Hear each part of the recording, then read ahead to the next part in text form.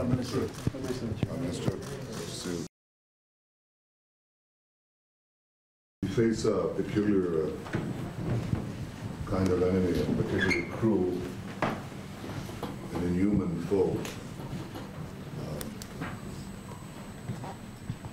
They're genocidal. They're not fighting for this or that territory. They're fighting to eliminate the Jewish state in whatever boundary they say so. Their charter says if you find a bush and the Jew is hiding behind it, kill the Jew, kill all the Jews. Their goal goes beyond the destruction of Israel. They're part of an axis of terror. Iran, Hezbollah, Hamas, Houthis. They say death to America. That's the great Satan. Israel is a small Satan. I hope I don't find any offense with any of you. You're a middle-sized Satan. They hate our free civilization. They want to bury it. They have an ideology that is mad. In the 21st century, after the Enlightenment, after the scientific revolution, after the advance of human rights and democracy, this is sheer madness. I don't give it relative moralism that says, moral relativism that says, well, they have their society. They can do these horrible things to women. They can do these horrible things to human beings. That's their value system. That's not a value system. That's something that has to be fought. And one thing that we discover in the 21st century is that our assumption that we can live our civilized lives in our advanced countries, seeking peace, prosperity, and progress, and we can just sit back and the barbarians will not come back. They come back. They come back in many places. And if we are unwilling to fight the barbarians, they will win. There's a great historian that I admire, an American Christian humanist by the name of Will Durant, who wrote, in the last century, wrote The History of Civilization. And he said, history does not favor Jesus Christ over Genghis Khan. History favors the strong, and your moral values do not stand up if you're not willing to fight for them. Here is a classic case of savagery and barbarism against civilization. Now, this savagery has two techniques. One is to deliberately target civilians. The whole laws of war, humanitarian law, which we're committed to completely, makes a simple distinction.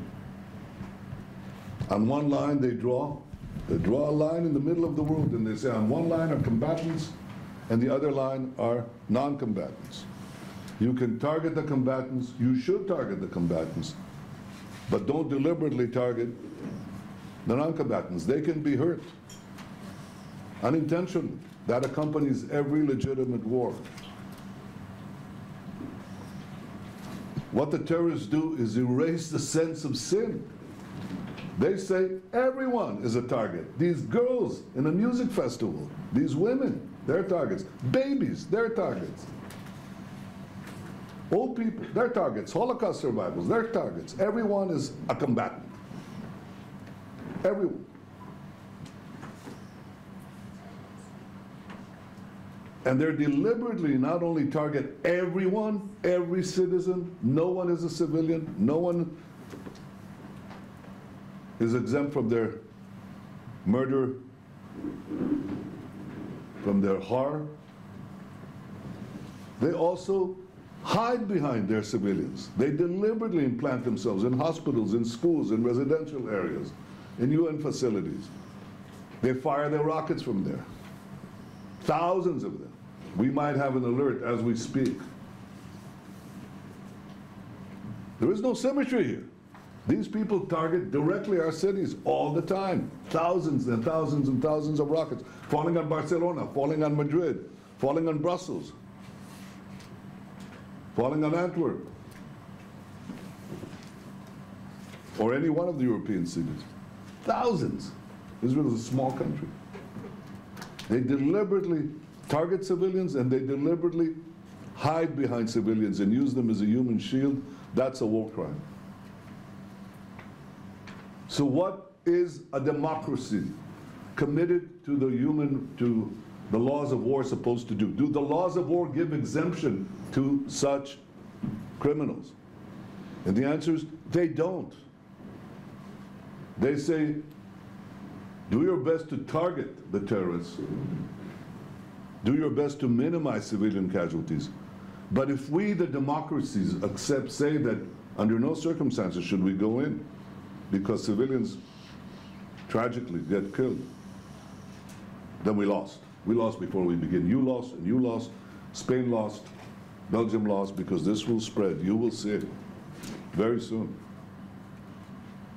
Because the axis of terror is not going to stop.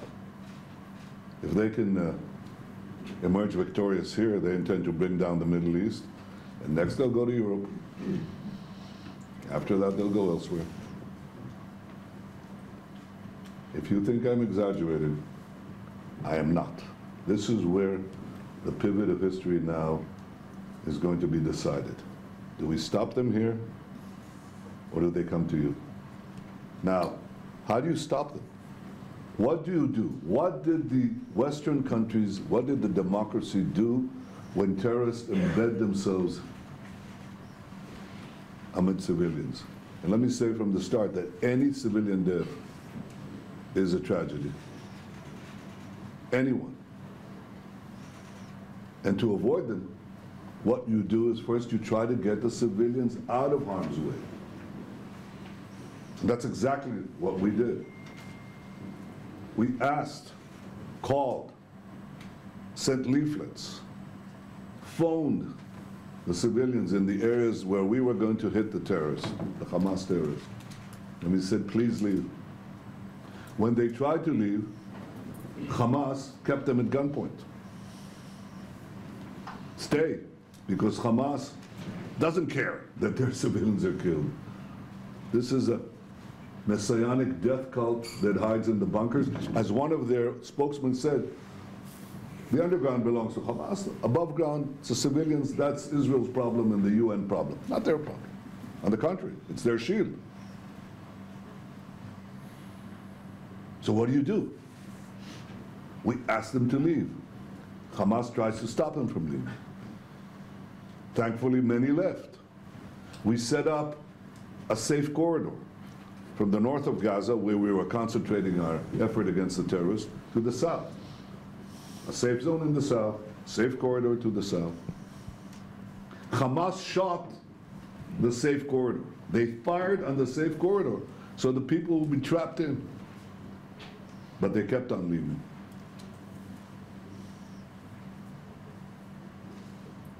I'm happy to say that there is a decline in civilian casualties, which is our goal.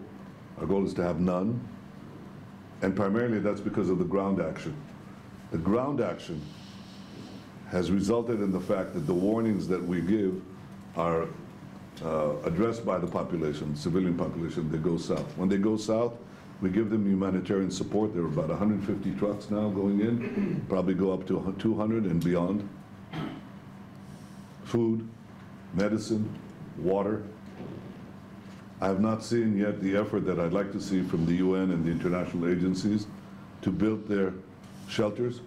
Winter is coming and there's no reason not to build tens of thousands of tents in the safe zone, next to the safe zone, because they don't enter the safe zone, the UN, which I think is shocking.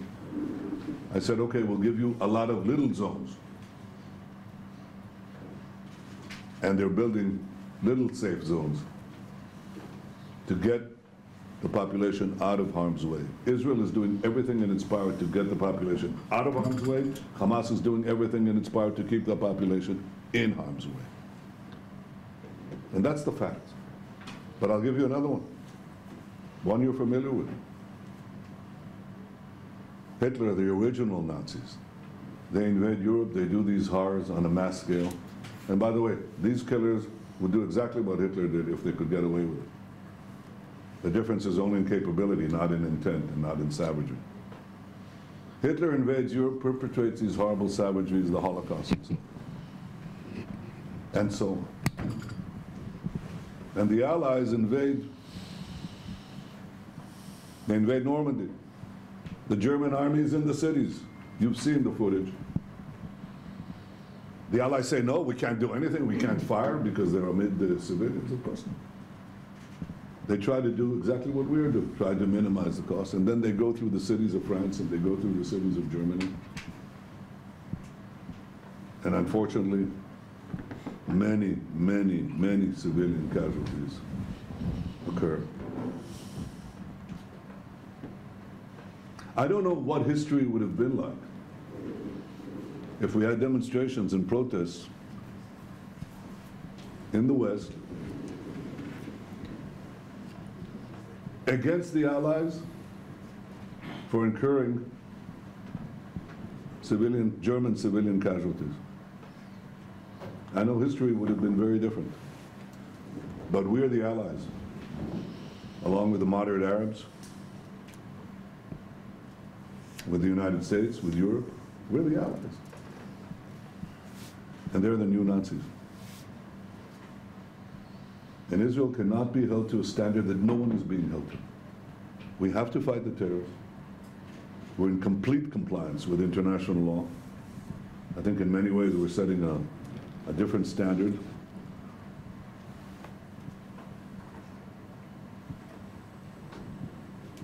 We seek to minimize civilian casualties, and Hamas seeks to maximize them. And I would strongly urge you to make that distinction, not merely because it's right and just, but because your very societies are on the line. You're next. This is a battle for civilization. It has to be won. We will win it because we have no other choice. We don't have a future if we don't. Hamas has already said we'll do it again and again and again. So we'll have to eradicate them. Just as you couldn't leave a reduced Nazi presence, in Germany. You couldn't do that. And we were not going to leave a reduced Hamas presence in Gaza. But the consequences are much bigger. And I think that we should all unite in making sure that this kind of savagery never shows its face again. I thank you.